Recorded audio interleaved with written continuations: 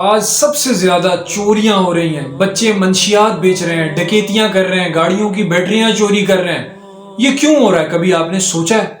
इसके पीछे सबसे ज्यादा पेरेंट्स और चिल्ड्रन के बीच में जो कम्युनिकेशन गैप है, ये माँ बाप और बच्चों के दरमियान जो एक खला है, जो कभी माँ बाप ने पुर करने की कोशिश ही नहीं की। जब वो बच्चे बिगड़ जाते हैं तो माँ बाप सर पे हाथ रख के बैठ जाते हैं कि ये क्या हुआ, और फिर उनकी उम्र भी वो गुजर जाती है समझने वाली, सीखने वाली। आजकल के तो स्कूल में ड्रग्स भी चल रहे हैं, मारें भी चल रही हैं। ये पिछले दिनों ये केस चल रहा था स्कूल का। देखें, आप अपने बच्चों को आज़ादी दें लेकिन तमीज़ भी सिखाएं। और आप अपने बच्चों को जो बताएंगे ना, वो कभी नहीं सीखेंगे। आप जो खुद करेंगे ना, चाहे बदतमीज़ी करें या तमीज़ करें, आप लड़ाइयाँ करें, कुछ भी करें, आपके बच्चे वो सीखेंगे। बिस्मिल्लाहिर्रहमानिर्रहीम। अस्सलामु अलैकुम वरहमतुल्लाहि वबरकातुह। I welcome you in our new podcast, which is all about the communication gap between the parents and the children. The parents should know that the upbringing of a child depends upon a healthy communication between a parent and a child. Parent and child communication could be a sophisticated method that involves words, behaviors, non-verbal cues, and emotional signals. The communication gap is increasing widely day by day. हमारे वालिदैन को ये देखना पड़ेगा, ये सोचना पड़ेगा, चाहे किसी भी वजह से उनके और बच्चों के दरमियान जो एक खला बन रहा है, कम्युनिकेशन गैप बन रहा है, जिसकी वजह से माँ बाप अपनी औलाद से खफा रहते हैं, औलाद अपने माँ बाप से खफा रहती है। आज इस पॉडकास्ट में हमारे साथ मौजूद हैं miss Fatima Bhatti. She is a psychologist, she is a motivational speaker. इसके अलावा वो अपने सेशंस भी लेती हैं। तो सबसे पहले मैं मिस फातिमा से ये सवाल करना चाहूंगा कि हमें ये बताएं कि what is communication gap basically, and what is communication gap between parents and children. अस्सलाम वालेकुम। First of all thank you so much Usman, आपने मुझे अपने पॉडकास्ट में इनवाइट किया। पेरेंट्स और बच्चों में कम्युनिकेशन गैप होना ही नहीं चाहिए, क्योंकि वो आपके अपने बच्चे होते हैं, किसी के बच्चे नहीं होते। ठीक है, फॉर एग्जांपल मेरे अपने बच्चे हैं, ठीक है। अब अगर मैं उनके दिल में इतना ज़्यादा डरा डाल दूंगी, किसी भी बात का मैं उनके खौफ डाल दूंगी कि वो मुझसे ही बात करने से पहले 100 बार सोचें, या उनसे कोई गलती हो जाती है, या जैसे हम जनरल सी बात है कि सब बच्चों से गलतियां होती हैं। हम स्कूल में देखते हैं, कॉलेजेस में देखते हैं, यूनिवर्सिटीज़ में देखते हैं, बच्चे जब गलती करते हैं, चाहे वो संगीन हो या वो नॉर्मल सी हो, वो अपने पेरेंट्स को नहीं बताते। और पेरेंट्स की ही ये रिस्पॉन्सिबिलिटी है कि वो बचपन से ही उनकी एज के अकॉर्डिंग बच्चों को बातें समझाना शुरू कर दे, हर तरह की। वो चाहे जिस मर्जी टाइप की हो सकती हैं, वो सेक्सुअल हो सकती हैं, वो लाइफ के बारे में हो सकती हैं, वो बिजनेस के बारे में हो सकती हैं, वो लाइफ गुजारने के बारे में हो सकती हैं, वो किसी चीज़ के भी बारे में हो सकती हैं। वो आपने उनको समझाने, और अगर आपने उनको ये बात ना समझाई ना, तो लोग उनको समझाएंगे, उनके एज फैलोज उनको समझाएंगे। और अगर उनके एज फैलोज ने समझाए, दुनिया ने समझाई, ज़माने ने समझाई, तो वो फिर अपने तरीके से समझाएंगे। और फिर उसका जो भी रिज़ल्ट होगा, उसका रिस्पॉन्सिबल आप अपने बच्चों को नहीं कह सकते। आप खुद ना उसके रिस्पॉन्सिबल। क्यों? आपने वो फ्रैंकनेस ही नहीं कभी बनाई। अगर आप अपने बच्चों के फ्रेंड्स रहेंगे, आप अपने बच्चों के साथ ऐसी फ्रैंकनेस रखेंगे कि आपके बच्चे कुछ भी, इस दुनिया में कोई भी ऐसी बात है कि वो आराम से आपसे आके डिस्कस कर लें कि मम्मा आज ये हुआ, पापा आज ये हुआ, मम्मा आपको पता है आज मैंने वहाँ पर ये देखा, मुझे ये ठीक नहीं लगा, या मुझे ये ठीक लग रहा है, या पापा या मम्मा, मतलब दोनों के साथ ही फ्रैंकनेस। देखें, आप सख्ती भी रखें, लेकिन आप फ्रैंकनेस भी ऐसी रखें कि आपके बच्चों के दिल में ये डर ना हो कि अगर मैंने ये बात शेयर कर ली ना, तो बहुत जूते पड़ेंगे, बहुत डंडे पड़ने वाले। मैं तो बता नहीं रहा। मैं इसे एक छोटी सी एग्जांपल देती हूँ कि अगर गाड़ी लग गई है, वो आप क्या करते हैं, शोरूम में डायरेक्टली दे आते हैं चुप करके, और पेरेंट्स को पता ही नहीं होता जी गाड़ी की तरह फलानी जगह पे खड़ी है, सुबह तक आ जाएगी, कोई मसला नहीं है, वो मैंने फलाने फ्रेंड को दी थी, कोई बात नहीं, आ जाएगी। नहीं यार, गाड़ी लगी है, बता दो। Very good answer, thank you ma'am. हमारा अगला क्वेश्चन मैम फातिमा से है कि हमें प्लीज ये बताएं कि क्या इस कम्युनिकेशन गैप की वजह से अब जाहिर सी बात है कि बच्चे और पेरेंट्स जो हैं वो मेंटली तौर पर कोई भी परेशानी आती है तो वो मेंटली इफेक्ट ज़्यादा करती है।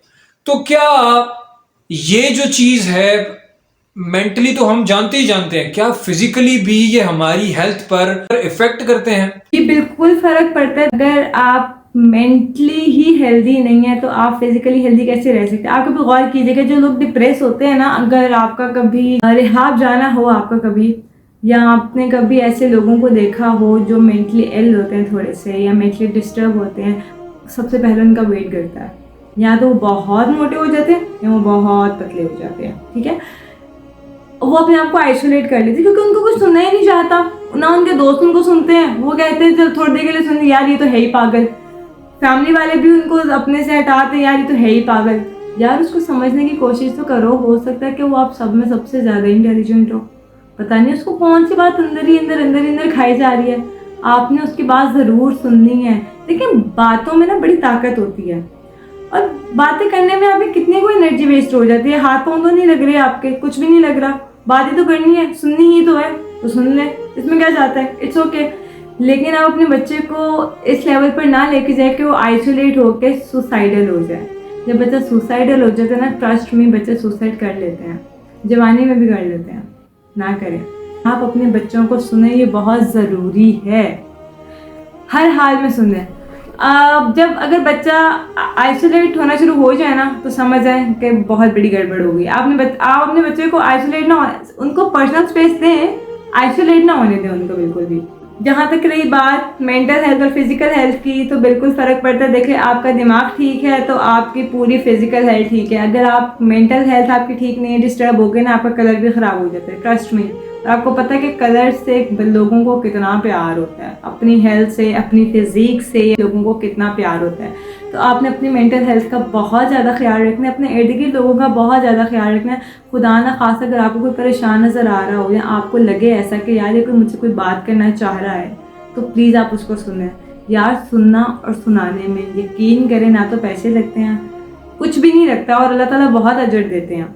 थैंक यू वेरी मच, माशाल्लाह। हमारा तीसरा क्वेश्चन एंड हमारा लास्ट क्वेश्चन मैम फातिमा से ये है कि मैम काइंडली हमें बताएं कि कोई आप ऐसा मशवरा जो बच्चों को और पेरेंट्स को देना चाहेंगी कि जिससे ये जो खला है, ये गैप है, कम हो और वो एक हेल्दी और अच्छी लाइफ तवाजुन के साथ जिएं। आप अपने बच्चों को आज़ादी दें, लेकिन तमीज़ भी सिखाएं। और आप अपने बच्चों को जो बताएंगे ना, वो कभी नहीं सीखेंगे। आप जो खुद करेंगे ना, चाहे बदतमीजी करें या तमीज़ करें, आप लड़ाइयाँ करें, कुछ भी करें, आपके बच्चे वो सीखेंगे। अब आप अपने बच्चों को ये कॉन्फिडेंस देते हैं कि तुम्हारा बाप जो है ना, एक बहुत बड़ी चीज़ है, तुम बाहर जो मर्जी करते फिरो, तुम्हारा बाप तुम्हें बचा लेगा। नो, ये हम जिंदगी की सबसे बड़ी गलती करते हैं। हर चीज़ की ना एक बाउंड्री होती है। आप अपने बच्चों को बाउंड्रीज सिखाएं और आप खुद भी बाउंड्रीज में रहें। आउट ऑफ बाउंड्री होना तो ये इंसानियत है ही नहीं। आउट ऑफ बाउंड्रीज तो सारे जानवर जाते हैं, जानवर कुछ भी करते हैं, उनकी कोई बाउंड्रीज नहीं है। लेकिन इंसानों की है। इंसान की बोलने का तरीका, उसे खाने का तरीका, चलने का तरीका, बैठने का तरीका, कपड़ों का तरीका, सब कुछ, एवरीथिंग, ठीक है। तो आप स्कूल इनिशिएट लेवल से ही बच्चों को बताएं कि आपने इस तरह के लोगों से बात करनी है, इस तरह के लोगों से बात ट्राई करें कि ना करें। और अगर वो आपसे कर भी लें तो इट्स ओके, आप अपने पेरेंट्स को आके बताएं। किसी ने बदतमीजी की है, किसी ने लड़ाई की है, तो आप उसको वहाँ पर तमीज़ से आंसर भी दे सकते हैं, या टीचर्स को इन्वॉल्व कर लें और घर आके बताएं कि हमारी फ़लानी जगह फ़लाने बच्चे के साथ लड़ाई हुई है। और पेरेंट्स आपस में गुत्थम गुत्था ना हो, इस चीज़ का प्यारे तरीके से, अच्छे तरीके से इसको सॉल्व करें। और आप अपने एजुकेशन से सबसे पहले और सबसे ज़्यादा ध्यान है आप अपने एजुकेशन पे दें, क्योंकि आप पढ़ने जा रहे हैं बेसिकली, ठीक है। और आप एक बात, आपको अल्लाह ना करे आप कोई बुली कर रहा है, आपका पीयर प्रेशर है आपके ऊपर, आपके फ्रेंड्स ने आपको कोई ऐसी बात की है जो आपको बर्दाश्त नहीं हो रही, आपको बहुत इरिटेट कर रही है, आप अपने पेरेंट्स से डिस्कस करें और पेरेंट्स भी उसका ऑनेस्ट आंसर करें, उनकी बात सुने, उनको अंडरस्टैंड करें, ना कि उनको कह के तुम्हें कौन वैल्यू करता है, इट्स ओके, फाइन, होता रहता है, ये तो दुनिया, ये तो ज़िंदगी। नो, कम्युनिकेशन गैप पेरेंट्स का और बच्चों का हर एज में, जब से बच्चा पैदा होता है ना, बोलना शुरू होता है, टिल डेथ ख़त्म होना बहुत ज़रूरी होता है। और अगर ये गैप ख़त्म ना हुआ तो हमारा मुआशरा कभी ना तो तरक्की कर सकता है, हम हमेशा ऐसे ही बैठे रहेंगे क्योंकि हम डरते रहते। ज़िंदगी का हमारा डर है क्या? अगर आप खुद गौर करें तो हमारा डर है, यार अम्मी को पता लग गया ना, जूते पड़ने हुए, फ्लाइंग चप्पल उधर से आनी है, फिर हम जूते ले रहे होते हैं कि जोर से कौन सी लग रही है और कम कौन सी लग रही है। आपने आज में देखा होगा, एक फनी है लेकिन आपने आज में देखा होगा, ठीक है। तो सबसे पहले तो कम्युनिकेशन गैप खत्म करें अपने ही बच्चों के। जब आप फ्रेंड्स बनेंगे ना, ट्रस्ट में आपके बच्चों को दोस्तों की ज़रूरत नहीं पड़ेगी। उसके बाद आप अपने बच्चों को ये सिखाएं आपस में, मतलब 2-4 बहन भाई हैं, उनके आपस में आप बॉन्ड सिखाएं कि आपने आपस में दोस्त कैसे रहना है, आपने आपस में बातें कैसे शेयर करनी है। ये नहीं है कि आप अपनी बहन भाई के ऊपर किसी दोस्त को प्रायोरिटी दे रहे हैं। नो, आपके घर में आपके बहन भाई दोस्त हैं, आपके पेरेंट्स फ्रेंड्स हैं आपके, तो आपको बाहर जाने की ज़रूरत ही नहीं है। आप बाहर, एक तो एजुकेशन आपकी बहुत अच्छी होगी। अब आप खुद गौर करें कभी, जहाँ पर पेरेंट्स और बच्चों में कम्युनिकेशन गैप नहीं होता, सिबलिंग्स में कम्युनिकेशन गैप नहीं होता, वो बच्चे लाइक भी बहुत होते हैं, उनके ग्रेड्स बहुत अच्छे आते हैं, और उनको कुछ बात का डर ही नहीं होता। उनको पता है कि खुदा ना खासा कुछ हो गया, हम अपने पेरेंट्स को बता देंगे, खुद ही हैंडल कर लेंगे। लेकिन जिन बच्चों के दिल में किसी भी तरह का डर होता है, इवन ये सर्च हुई हुई है, ये एक बहुत लंबा टॉपिक है, ये फिर हम कभी डिस्कस करेंगे जो रिसर्च है। लेकिन जिस बच्चे के वो ना fight and flight active mode हमेशा एक्टिव ही रहता है कि यार ये पता लग गया तो ये मसला हो जाएगा, ये पता लग गया तो ये मसला हो जाएगा।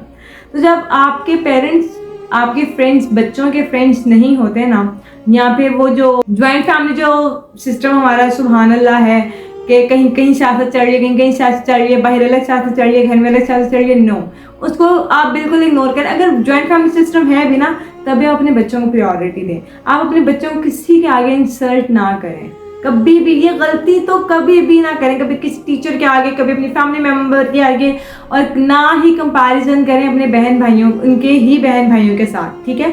तीसरी बात ये हो गई कि अगर आपके बहन ने, आपके भाई ने इस स्कूल में पढ़ा है तो आपने भी यहीं पढ़ने से क़यामत आ जाए। Don't do this with yourself, क्योंकि एक घर में 5 लोग रहते हैं ना, तो किसी का भी मेंटालिटी, किसी भी कैपेबिलिटी सेम नहीं होगी, डिफरेंट होती है सबकी। तो कोई बच्चा अगर एक स्कूल में नहीं चढ़ा तो आप उसको अंडरस्टैंड करें, उसका स्कूल चेंज करवा दें, यहाँ पे बैठ के उसका टॉप सुने कि आखिर आपको मसला किधर आ रहा है, लेकिन आप उसको फोर्स नहीं करें कि तुमने यही करना है, तुमने यही पढ़ना है। अगर 4 बच्चे हैं ना, तो 4 बच्चे एक जैसे नहीं हो सकते, 5 6 3 है, एक जैसे कभी भी नहीं हो सकते। कोई बहुत लायक होता है, कोई थोड़ा सा नॉर्मल होता है, कोई बहुत डल भी हो जाते हैं, फिर उनका कंपैरिजन स्टार्ट हो जाता है। आप कंपैरिजन ना किया करें, क्योंकि ज़रूरी नहीं है कि अगर कोई बच्चा एजुकेशन में कम है तो वो किसी और चीज़ में, हर चीज़ में कम ही होकर, नहीं, वो किसी और चीज़ में बहुत ज़्यादा इंटेलिजेंट हो सकता है।